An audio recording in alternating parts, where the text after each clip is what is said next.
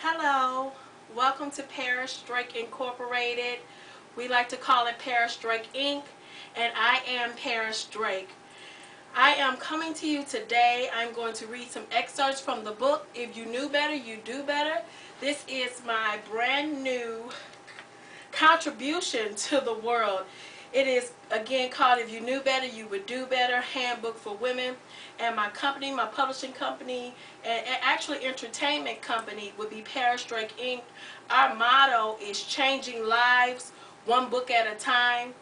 My original quote is, failure is the mark that catapults success, which basically means if you don't know where the mark is set to where you've tried or attempted to do something and it failed, and you don't acknowledge what that failure was for you, then you can't move on. It won't push you to the next point because you will not recognize what it was that allowed you not to be successful in the area in which you were attempting to accomplish something.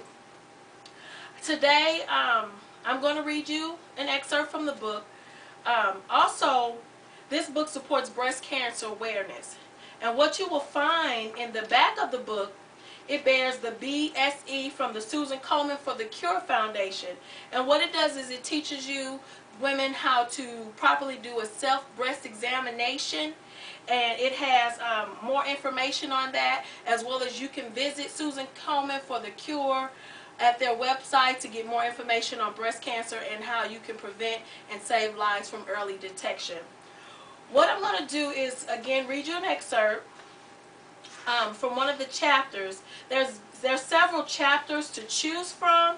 I'll name a few of them. All money ain't good money. If it ain't broke, a closed mouth don't get fed. He'll never leave his wife. Keeping up with the Joneses. And no such thing as a free ride. That's just some of the chapters. So what I'm going to do is I'm going to go to No Such Thing as a Free Ride, page 13. And I'm going to read you some excerpts from that. Now, this book is going to appeal to your spiritual, physical, financial, and mental endeavors. Whatever it is that you are attempting to accomplish as a woman, what we want to do is find the problems that we as women are having, find the problems, identify these problems, and then attempt to correct those problems. Each chapter starts off with a verse from the King James Version of the Bible. So for No Such Thing as a Free Ride, the verse is, for even when we were with you, that if any would not work, neither should he eat. 2 Thessalonians 3:10. All right, let's get into this chapter. Remember growing up and hearing the story of Cinderella? Regardless of all the trouble she endured from her evil stepsisters, the premise was based on the fact that any one of us could one day find our Prince Charming.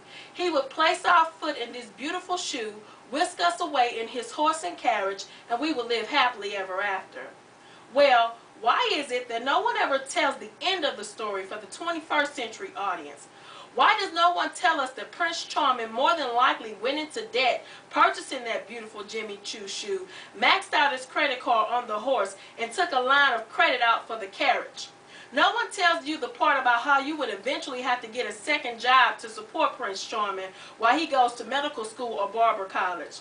The point I'm attempting to make is that Cinderella is an all-out fairy tale. Now, I'm not saying that there are not good men in this world we live in.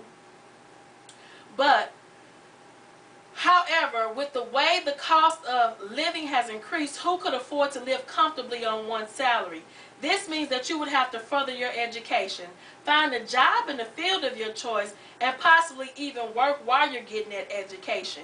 Yes, we're talking about you. Besides, by today's standards, Prince Charming has it going on. He's extremely handsome, well-educated, has a beautiful home, a Range Rover, stocks, and no children. Okay, maybe one. We are being real, right? So if Mr.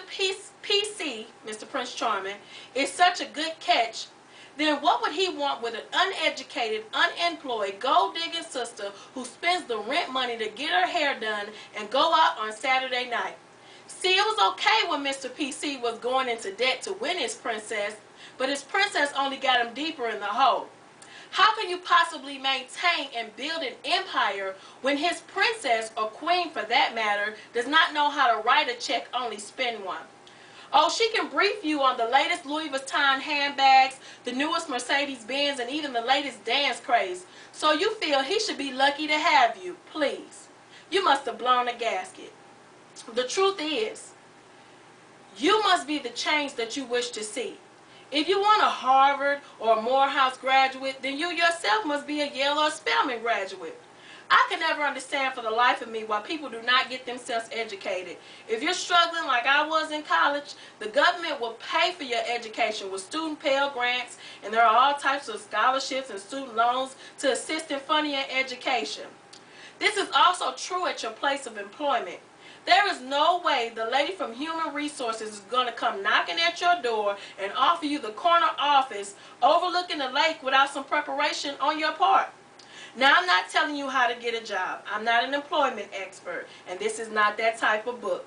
But I happen to know a little about putting your best foot forward presentation-wise. Now, think about something that you own that's a material possession. Get it in mind. Now, think, if for some reason you were going to have to depart with this beloved possession, think of the people that you would want to have it and of the people that you wouldn't give it to, even if someone paid you dearly. Well, this is how people feel about their corporations. Their business is their baby. Would you hand your child over to an uneducated, unpolished, consistently tardy babysitter? Heavens no. You don't deserve the job because you managed to crawl out of bed, clock in 20 minutes late, and half do what is required of you. No, this is unacceptable because there is someone waiting to do that same job better than you, and they will be on time. Men and employers and anyone who wants just more than the average out of life are looking for someone to match their potential. I would never say that you would have to be perfect, but I do say you at least have to try. While I believe in saying that God helps those who help themselves, people have the same mentality. When they see you attempting to accomplish productive tasks, they are more willing to assist you. Men see women as a mirror image of themselves.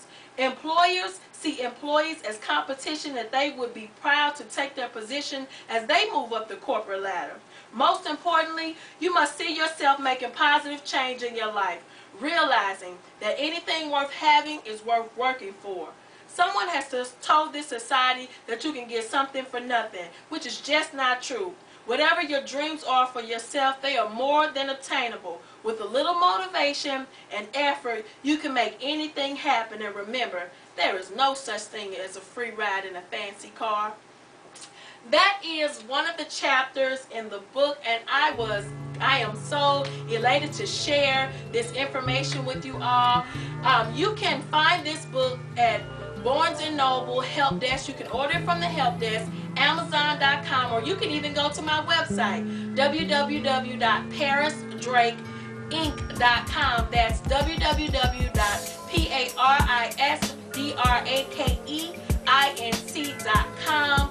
And you can purchase the book there. You can find more information about the sponsors, CSM, which is Consolidated Sports Management. What they do is they take pro athletes memorabilia and they auction them off to worthy causes. And I'm excited about this book. The best information that I've gotten, the feedback that I've gotten on this book is that we can't put it down.